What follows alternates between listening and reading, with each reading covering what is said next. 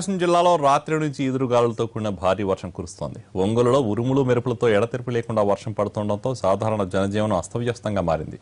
ఎగువ ప్రాంతంలో కురుస్తున్న భారీ వర్షాలకు గొండ్లకమ్మ వాగు ఉధృతంగా ప్రవహిస్తుండటంతో పలు ప్రాంతాల్లో రాకపోకలకు అంతరాయం ఏర్పడింది. భారీ వర్షానికి రోడ్లన్నీ జలమయమయ్యాయి. రోడ్లపైకి నీరు వచ్చి చేరడంతో వాహనదారులు ఇబ్బందులకు గురవుతున్నారు.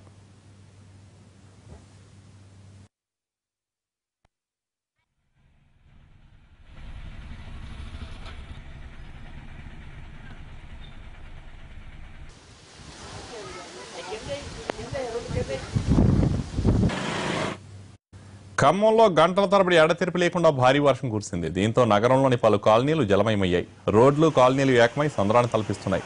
డ్రైనేజీలు పొంగి ప్రవహిస్తుండటంతో రోడ్లపై ప్రయాణం నరకకూపంగా మారింది.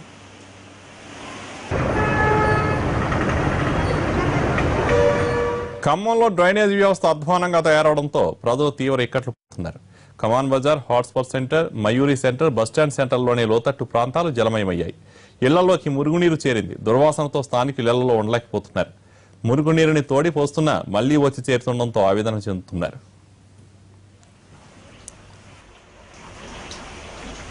ఇంటికి